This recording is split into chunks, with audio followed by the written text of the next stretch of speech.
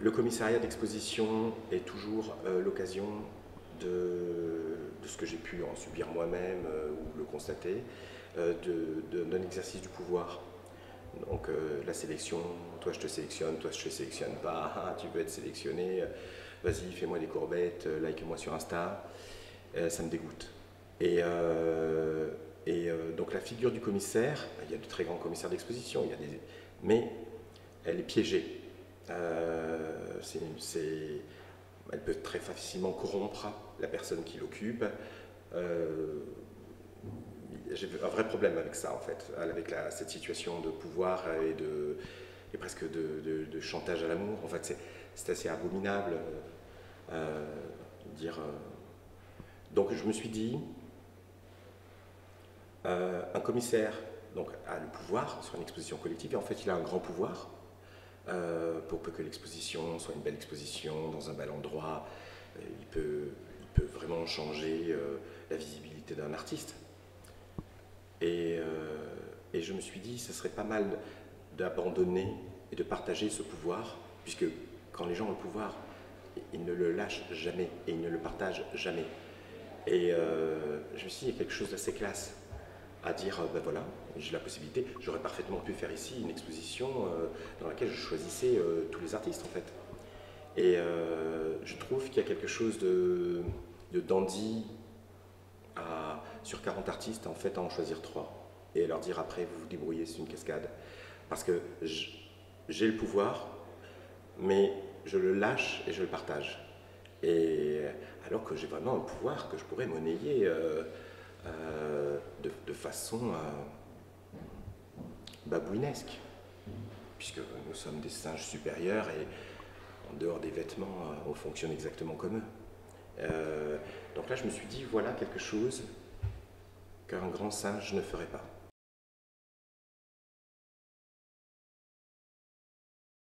Et j'ai demandé donc à 3 artistes que je désignais moi, que j'ai sélectionnés, d'en sélectionner 3 autres, totalement librement. Je leur ai laissé une liberté totale en fait. Je leur ai dit, vous sélectionnez qui vous voulez.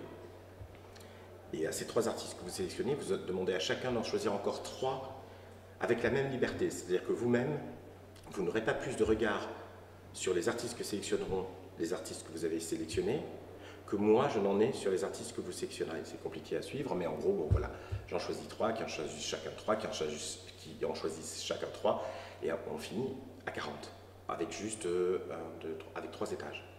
Et ça va très très vite.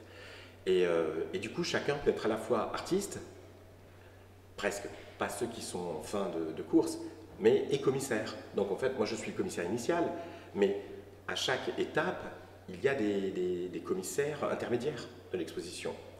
Donc d'une certaine manière, je suis le commissaire parce que j'ai proposé le concept, je l'ai écrit, j'ai eu l'idée et je l'ai lancé. Mais quand je vois le titre de l'exposition, commissaire Marc Molck, je suis un peu dubitatif puisqu'il y en a beaucoup dans l'exposition qui ont choisi d'autres artistes et qui auraient pu en choisir d'autres complètement. Donc en fait, il y a beaucoup plus qu'un... Enfin, je suis très loin d'être le seul commissaire d'exposition. Je suis le commissaire initial. Il fallait que je choisisse de façon maligne les 3 premiers, puisqu'il fallait que la pyramide se poursuive et quand même je voulais que ce soit une sélection de qualité, donc il fallait que je fasse confiance à ces artistes. Donc déjà il fallait que j'aime leur peinture, puisque je les choisissais, donc on peut lire dans la pyramide, si je les choisis c'est que j'aime leur peinture. Donc il y a comme ça tout un effet de parrainage et de filleul où on voit une sélection classique en fait. Et je devais aussi choisir des artistes dont je me disais qu'ils étaient capables d'en choisir d'autres. Parce qu'il y a des artistes qui sont timides, réservés, enfermés chez eux, et moi j'avais besoin de curateurs aussi. Donc il me fallait des artistes dont j'aimais le travail, dont j'estimais le travail, et dont je me disais, ils savent ce que c'est que de choisir d'autres artistes. Donc ça a ajouté un critère. Et puis aussi, je voulais des artistes de différentes générations. Donc il y en a un qui a la trentaine, un autre qui a la quarantaine, un autre qui a des hommes, des femmes. Donc j'ai étalé sur 30 ans en fait, hommes-femmes, et des artistes à la fois dont j'aimais le travail, dont j'avais une estime forte du travail, et dont je me disais, ils sont capables eux aussi de faire des choix, et de faire des choix intelligents, c'est-à-dire variés. Parce que je les ai tous laissés libres, mais je leur ai quand même dit, pensez à une chose, c'est que c'est à la diversité en fait. C'est-à-dire que si les trois artistes que vous choisissez font une peinture qui appartient à la même famille, vous le faites si vous le voulez, mais c'est moins intéressant. Et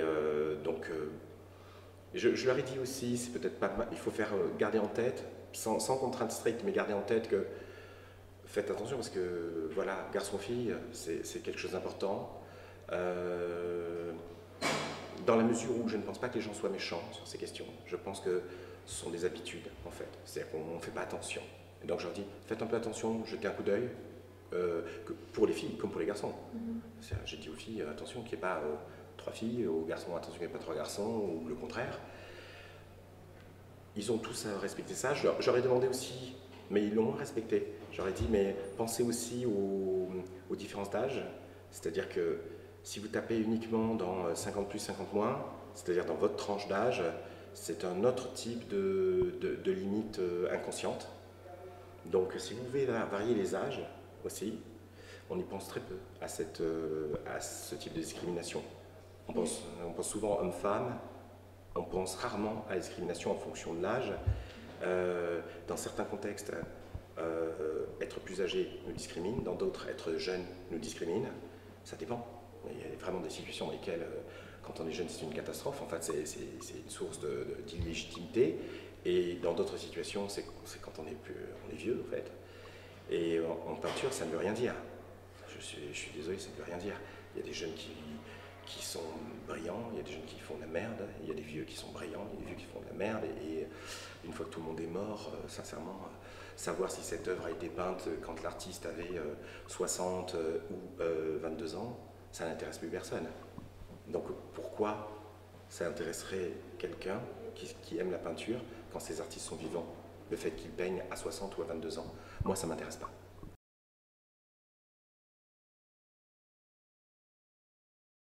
Donc, en fait, beaucoup de gens sont préoccupés par la biodiversité, mais moi, en peinture, ce qui m'intéresse, c'est la pictodiversité.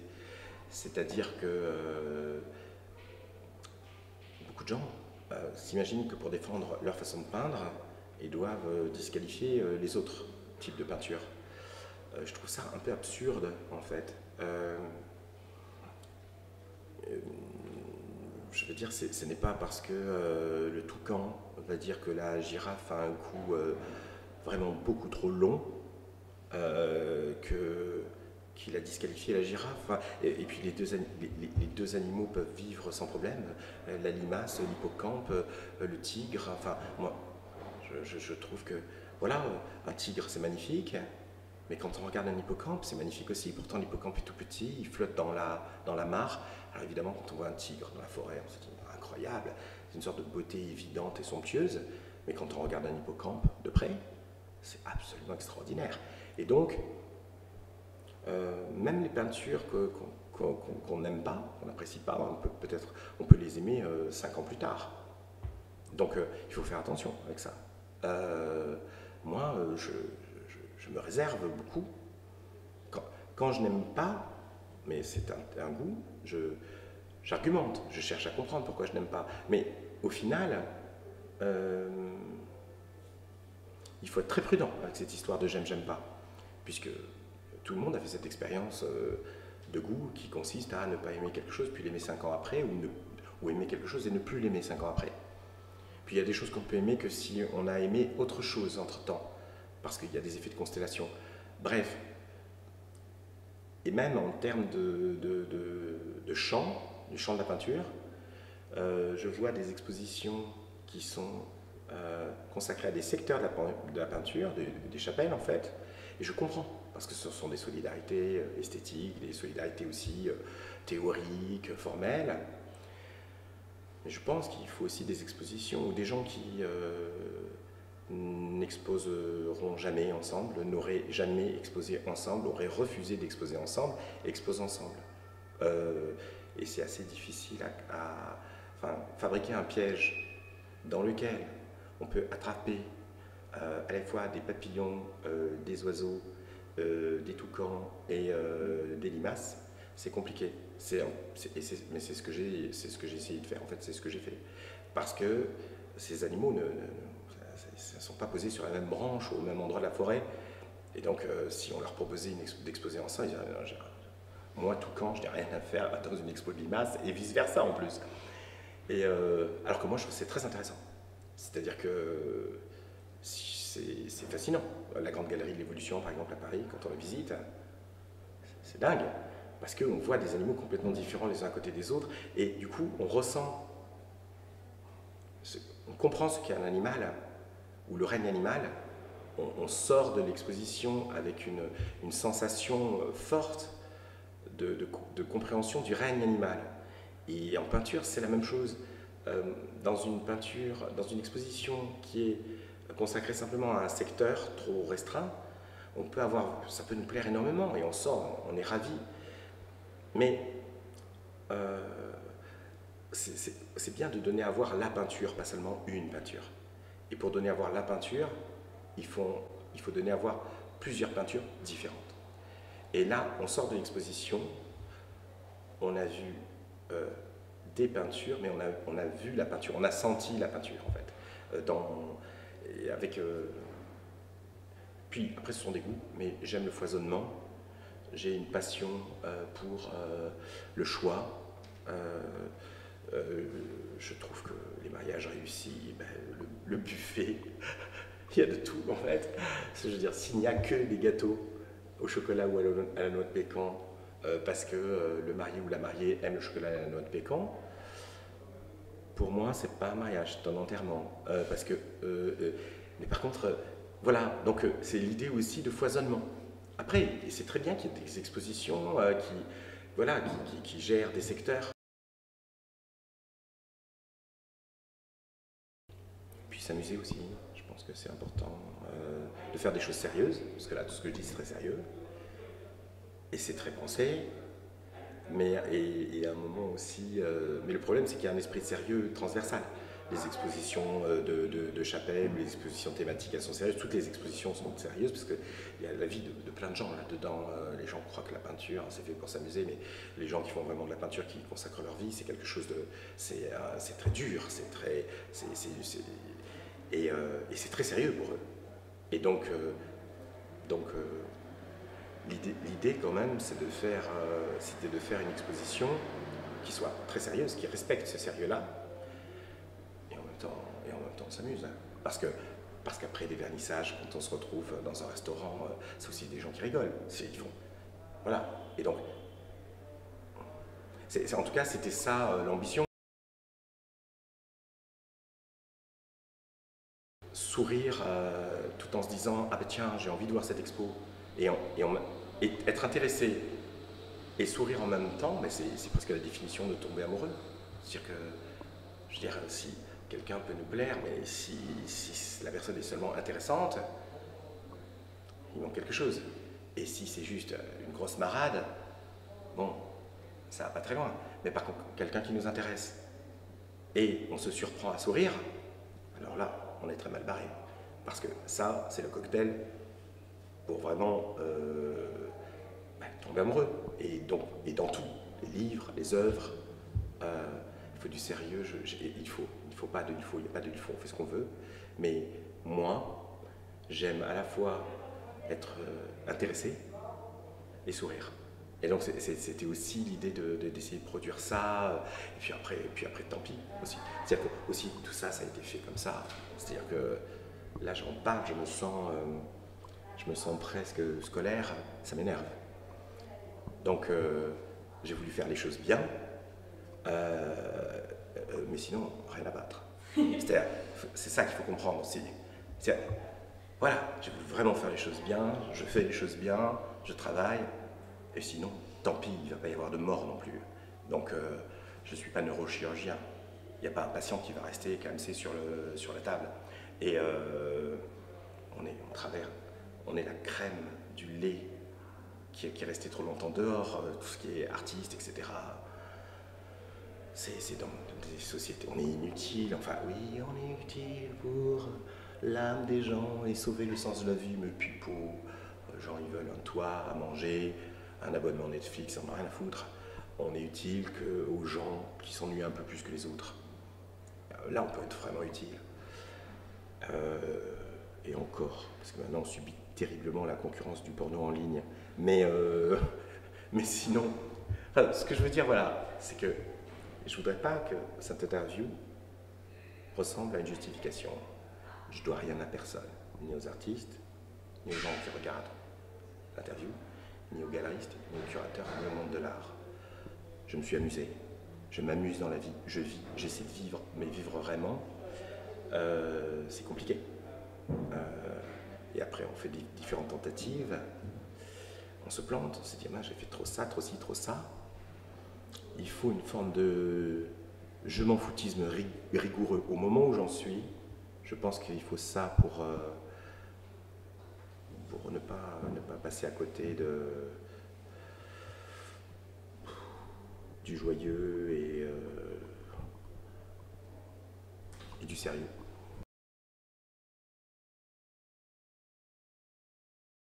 Actuellement, en fait, ce qui se passe, c'est une immense guerre de tous contre tous pour l'attention. Combien de followers, combien de likes, et même entre les différents secteurs culturels, ils s'écharpent en fait. On n'a qu'une seule vie, il y a 24 heures dans la journée. Qu'est-ce qu'on va faire? On va regarder un film, on va lire un livre, on va regarder de la peinture. Et donc en fait, il y a des distorsions énormes. Il y a des captations indues de l'attention, à mon sens, parce que ça fait plus de bruit et de lumière. Et la peinture, dans cet univers, elle est un peu dans la situation de la lecture. Je résume, très mal barrée. Pourquoi? Parce que c'est une image fixe, elle ne clignote pas, elle n'est pas... voilà, elle est silencieuse, c'est très compliqué. Et d'ailleurs, ça concerne peu de monde, parce que sur 8 milliards d'êtres humains, il y a 8 milliards qui sont concernés par la musique. Je pense que tous ceux qui ont accès au cinéma, ils sont concernés par le cinéma. Mais des arts comme la littérature ou la peinture concernent finalement, je pense, 10% de l'humanité. Et ça a toujours été à peu près ça. Et encore, sur les 10%, il y en a plein qui n'y ont pas accès. Donc finalement, toute l'histoire de la peinture ou toute l'histoire de la littérature, c'est une histoire qui est portée par très peu de monde en fait. Et la plupart des gens vivent sans être jamais allé au musée. Mais je ne sais pas, mais j'ai jamais rencontré quelqu'un qui n'avait pas vu de film ou qui n'aimait pas sa musique à lui. Donc, le problème c'est à la fois que, comme ça concerne peu de monde, la peinture, c'est pris en otage par cette minorité. Et selon la qualité culturelle de cette minorité, la peinture est plus ou moins bonne. Il y a des bons peintres de partout, en nombre égal, à toutes les époques, dans tous les pays. Il y en a qui ne peuvent pas peindre parce qu'ils sont en train de gratter le sol pour trouver des vers et les manger.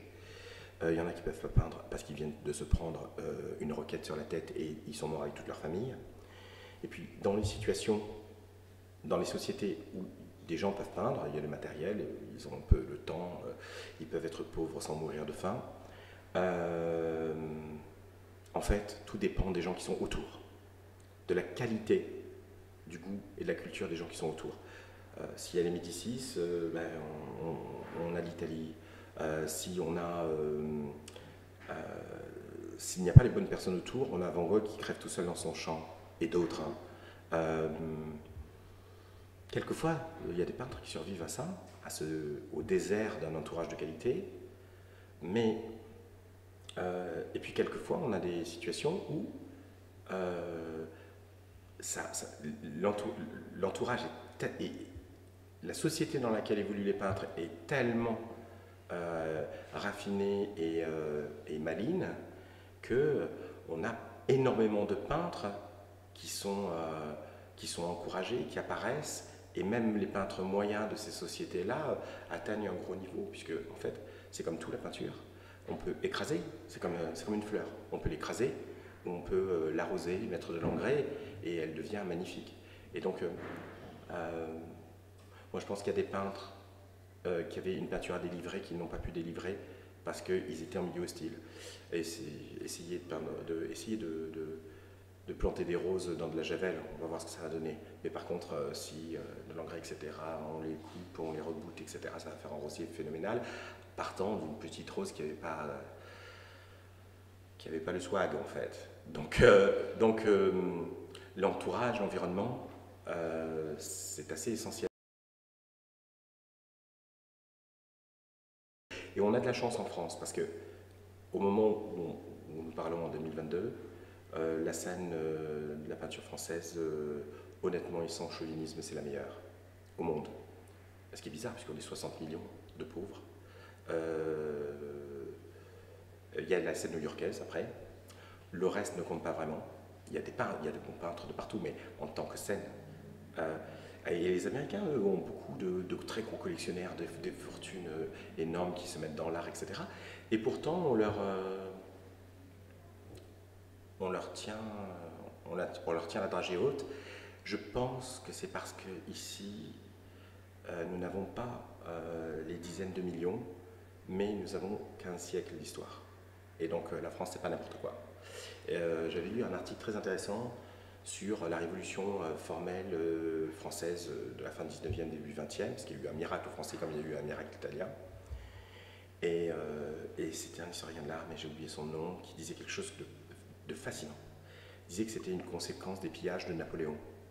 C'est-à-dire que Napoléon, voilà, entre 1804 et 1815, il pille toute l'Europe, il gave le Louvre, qui est le plus grand musée du monde d'œuvres d'art extraordinaires. Ça macère pendant 50 ans. Les peintres vont au Louvre, pas comme maintenant. Maintenant, tout le monde va au Louvre et mange du popcorn en regardant le plafond. Mais à l'époque, il n'y avait que les peintres qui y allaient. Et c'est devenu une sorte de matrice, le Louvre. Et 50 ans après, explosion de la peinture en France.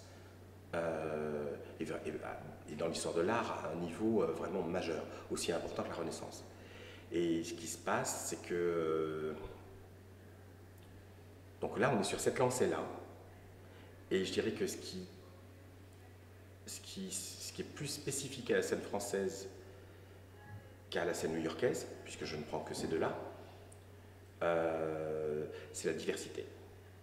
Et c'est pour ça aussi que la pyramide de Ponzi, qui est dans la diversité, je pense, joue la carte de ce qui est la force de la peinture française.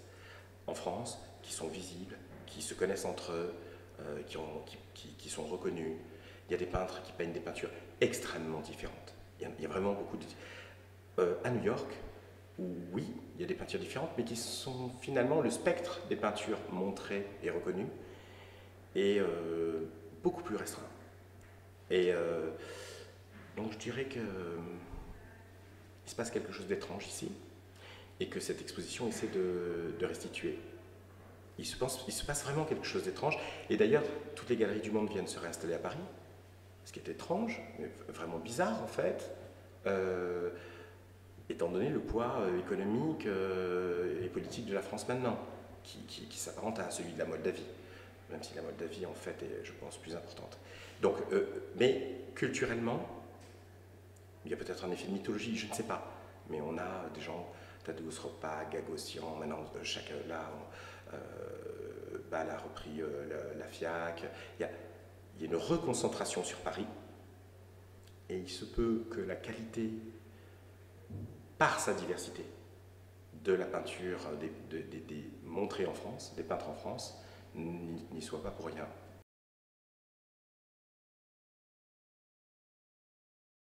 Je n'ai pas choisi les artistes et je n'ai pas choisi les œuvres.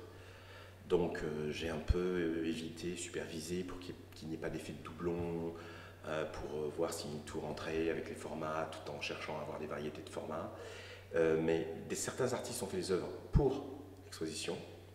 Je crois qu'il y en a... il doit y en avoir un petit quart. Mais sinon, c'était des œuvres déjà existantes. Et donc, c'était très étrange à accrocher. Parce que, comme je découvrais les œuvres, à l'intérieur sur les 40 artistes, il y a des choses auxquelles je suis plus sensible qu'à d'autres. Et après, j'ai toujours trouvé ça étrange de dire « Ah, moi j'aime tel peintre ». On peut dire ça à des peintres qui font toujours la même chose. Il y en a de bons, il y en a de mauvais qui font toujours la même chose, mais c'est une espèce, les peintres qui font toujours la même chose. Il y en a d'autres, il y a des peintres qui ne font pas toujours la même chose. Mais je trouve toujours ça étrange, par exemple, dire j'aime Van Gogh, c'est étrange. Moi, il y a des tableaux de Van Gogh, pour moi, c'est de la croûte. Mais par contre, il y a vraiment des chefs-d'œuvre absolus. Donc, c'est un abus de langage de dire j'aime un peintre, en fait. Moi, j'aime les tableaux à l'unité. Et donc là, j'ai dû accrocher des œuvres, quelquefois, qui ne me plaisaient pas du tout. Mais heureusement, c'était assez rare.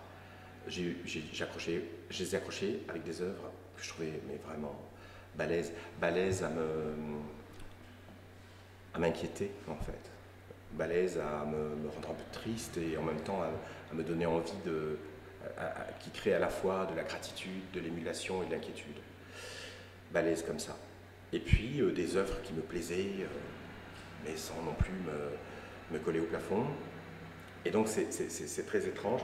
Je ne pense pas qu'on puisse, avec mon accrochage, savoir ce que je préfère à ce que je préfère moi. Parce que après, bon, ça c'est un impératif éthique qui n'a rien à voir avec la peinture. Je me suis dit, ils participent tous à l'exposition, ils sont tous généreux en fait, ce qu'il faut. Et je dois rendre à chaque œuvre, je dois mettre à chaque œuvre la plus en valeur possible. Donc, selon mes critères. Donc, finalement, il n'y a aucun artiste qui peut se dire mince, le commissaire ne m'aime pas. Ça, c'est pas possible dans l'accrochage. Et ça a été un des critères d'accrochage très important. Donc, je n'ai pas choisi la majorité des artistes ni les œuvres, mais par contre, je m'étais réservé d'avance l'accrochage parce que c'est très important. En fait, ça permet, tout le monde le sait quoi, mais je sais pas moi, le lapin à la menthe ou le canard à l'orange et la menthe jouent un grand rôle dans le goût du plat. Donc, ce qu'on accroche, voilà, à côté d'une œuvre, ça change tout. Voilà, ça fonctionne aussi avec les couples, hein, évidemment. C'est pour ça d'ailleurs que beaucoup de gens, quelquefois, s'aiment mais ne sortent pas ensemble, parce que la personne qu'ils aiment n'affiche pas assez bien. Donc, voilà, c'est des critères un peu à la con qui font qu'on rate sa vie. Mais c'est important à prendre en compte parce que nous ne sommes pas des êtres purs et que la vanité compte autant que les autres sentiments. Donc, j'avais 40 artistes avec des styles différents à accrocher, avec des supports différents, des tailles d'œuvres différentes. Donc a priori, le risque, c'était que ça finisse en souk. Voilà. C'était, pour moi, le risque principal, c'était l'effet souk. Donc, ce que j'ai fait en premier, c'est que j'ai sacrifié la moitié des murs de la galerie, qui sont vides, blancs. Et j'ai accroché l'ensemble des œuvres sur les murs extérieurs de la galerie pour qu'il n'y ait pas de dialogue de face à face, en fait, entre deux murs qui se faisaient face, et qui est uniquement des jeux entre des peintures qui étaient les unes à côté des autres. Déjà, ça, c'était très compliqué à gérer, mais si en plus j'avais des œuvres en face, on s'en sortait plus. Et puis, j'ai d'abord, techniquement, choisi des œuvres de traction, c'est-à-dire des œuvres qui étaient au bout des perspectives longues, donc, et qui pouvaient faire que mettre en mouvement quelqu'un qui allait avancer, puisque la galerie est assez grande. Donc on est attiré en fait par ce qui est au loin et on se rapproche en fait. Donc, et ça demandait des œuvres qui avaient certaines qualités comme ça. Une œuvre elle peut être visible de loin et être très bonne, ou très mauvaise d'ailleurs. Et puis il y a des œuvres qui sont discrètes, timides, et qui sont très bonnes ou très mauvaises, mais qui n'ont pas cette capacité de traction. Ensuite, j'ai interprété librement. J'ai mis quand le tableau représentait un chien, je l'ai mis à la hauteur d'un chien. Ça me paraissait naturel, ça me paraissait renforcer la force de l'œuvre. Quand il représentait des gravats, je l'ai mis dans un coin, tout en bas en fait. Quand le personnage dans l'œuvre était tout petit, et donc me donner la sensation d'être lointain, je ne pouvais pas l'accrocher à hauteur de vue parce qu'on se serait retrouvé avec un personnage qui donnait la sensation d'être lointain, mais à 20 cm.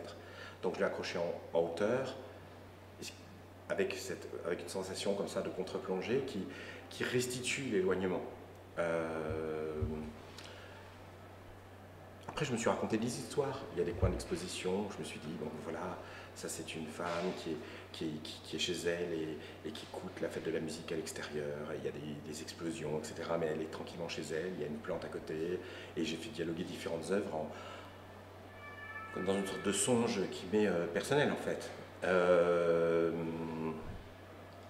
Je voulais restituer la diversité, mais même dans une frise comme ça, il y avait aussi un risque de souk. Donc, ce que je voulais faire, c'était qu'il y ait des parentés. Quelquefois, ça tient à la couleur, quelquefois, ça tient au sujet. Et en même temps, je voulais que les œuvres soient très différentes les unes à côté des autres, parce que je trouve qu'elles se mettent en valeur.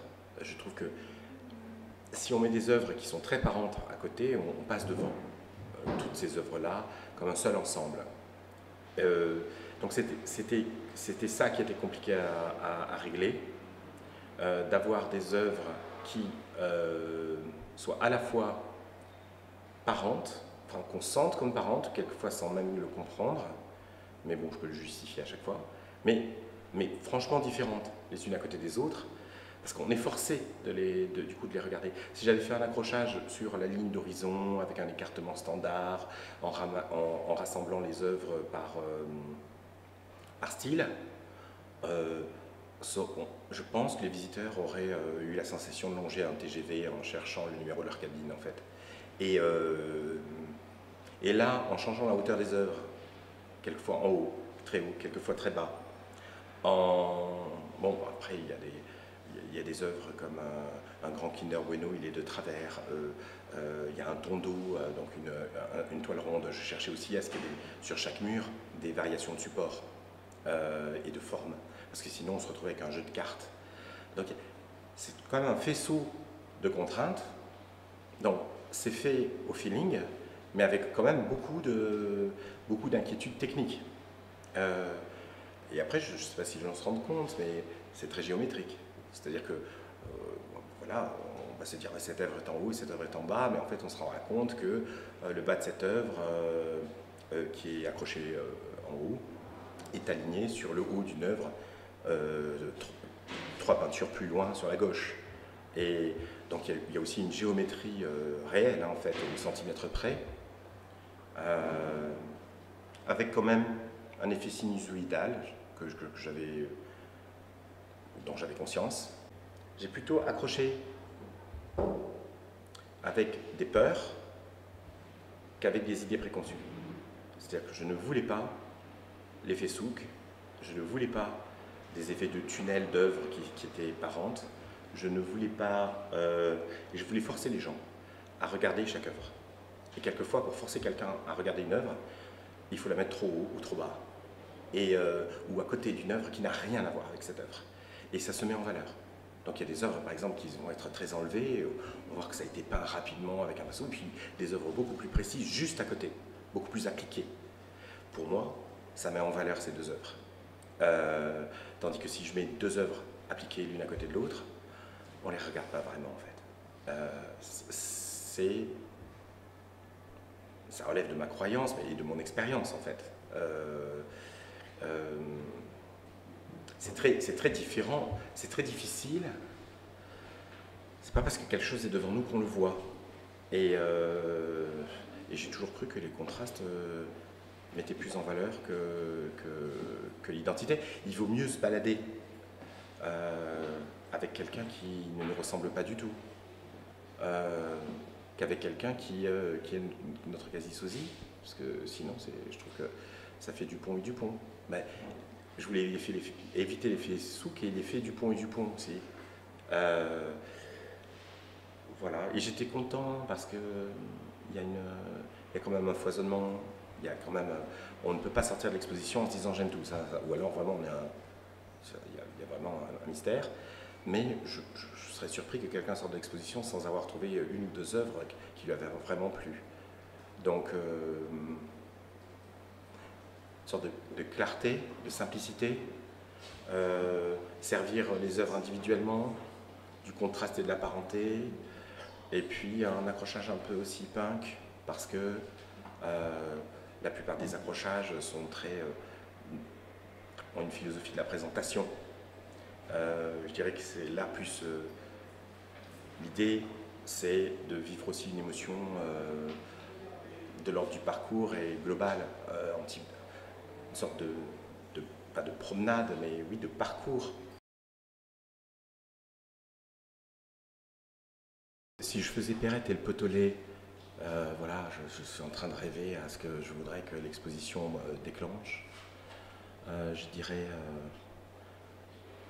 que les gens se disent mais mince, je pensais pas on pouvait être aussi libre en peinture, qu'on avait le droit de faire ça, mais aussi ça, mais aussi ça, mais aussi ça.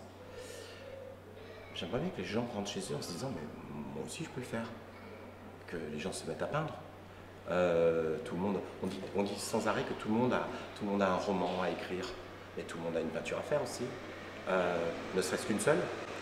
Donc les marins qui survivaient à un naufrage au XVIIIe, XVIIe siècle, il y a un très beau musée de la marine à Barcelone avec des ex-voto, rentraient chez eux et peignaient un tableau pour remercier la Vierge ou un saint de les avoir sauvés du naufrage où leurs camarades étaient morts. Il y en avait 20 qui étaient morts et eux n'étaient pas morts, ne s'étaient pas noyés. Et ils peignaient comme ça pendant des mois alors qu'ils n'étaient pas peintres, un ex-voto, une peinture pour remercier tel saint ou la Vierge. Ce sont des peintures de foi extraordinaires. Il y a une galerie d'ex-voto aussi au Vatican. C'est extraordinaire. Ce sont des gens qui ont peint une peinture dans leur vie. Mais par contre, ils étaient vraiment dedans. Hein. Donc c'est à la fois maladroit, extrêmement précis, et on sent que, enfin je veux dire, c'est pas torché. C'est vraiment, pour eux, c'est de la vraie peinture. Hein. Moi j'ai vu des peintures comme ça de Gerardo, le marin portugais, on ne connaît même pas son nom de famille, que je trouve plus belle que bien des peintures qui sont accrochées au Louvre, beaucoup plus habitées. Donc tout le monde. Voilà. Idéalement, voilà, ce serait bien. Et puis, sinon, pour les gens qui ne rentrent pas chez eux en se disant mais mince, alors je peux peindre, moi aussi, j'aimerais bien que les artistes se disent, les peintres se disent mais est-ce que je ne suis pas un peu con de toujours exposer avec les mêmes personnes? Est-ce que finalement, en fait, j'ai pas plus d'amis que je ne le crois. Et peut-être que, voilà, peut-être que finalement, pourquoi je disqualifie comme ça plein de peintures, plein de peintres qui font des choses complètement différentes ou que quelquefois je déteste? Pourquoi ne pas exposer avec des gens dont on n'aime pas la peinture aussi et pour voir ce que ça donne? Et sinon, puis pour un troisième public, donc classe des visiteurs, lambda, l'artiste, et pour les galeries, je vais me faire des amis moi avec cette déclaration, mais c'est pas grave. Pour les galeries, avec l'accrochage comme ça, un peu funky et le concept aussi funky. Et si on s'amusait davantage en fait? Je dis ça comme ça en fait. Ça serait quand même vraiment bien qu'il y ait plus d'expositions. On s'amuse en fait. Parce que on va tous finir 6 pieds sous terre en fait. Et en plus, je crois que quand on va voir une exposition où il y a un peu de jeu, le jeu au sens noble du terme, voilà, sans que quelqu'un s'est amusé, les gens se sont amusés, on est dans une disposition d'aimer plus forte. Voilà, quand on mange quoi que ce soit, moi je trouve que la métaphore alimentaire pour l'art est bien plus forte que n'importe quoi. Parce qu'on ne reproche jamais à quelqu'un d'aimer à la fois le saucisson à la noisette et les îles flottantes. Jamais. On a le droit. Mais par contre, si quelqu'un vous dit j'aime Bronzino et Dan Flavin, alors là, les gens vous regardent et vous disent t'es pas normal, t'as un problème. Enfin, en fait, t'as pas de goût, t'as pas pensé à l'art, etc. Et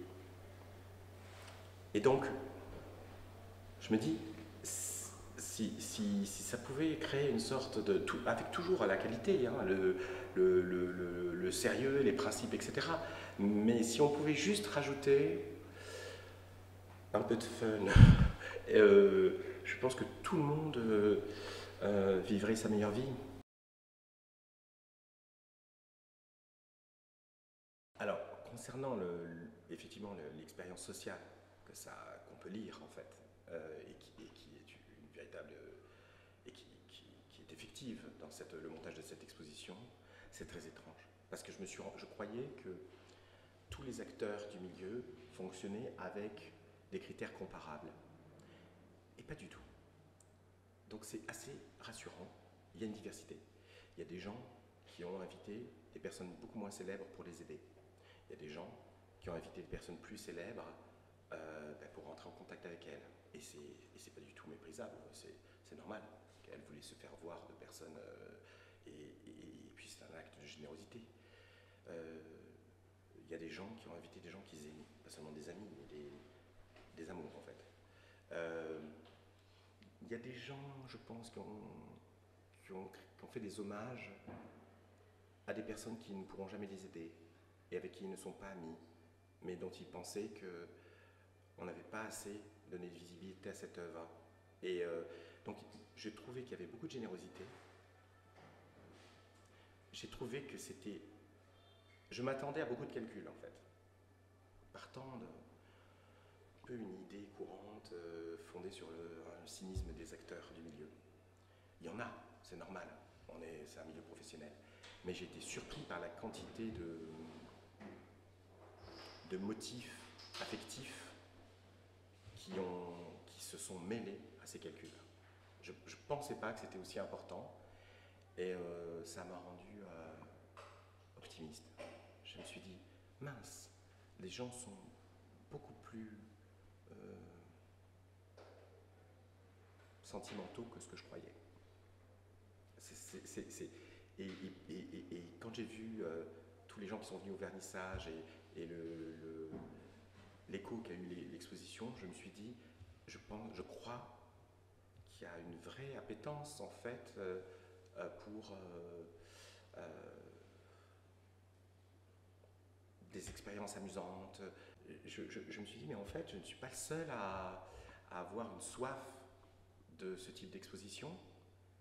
Il y a de quoi en faire plein d'autres. Peut-être qu'on est prêt à tous se détendre à la fois dans la joie et dans l'ambition.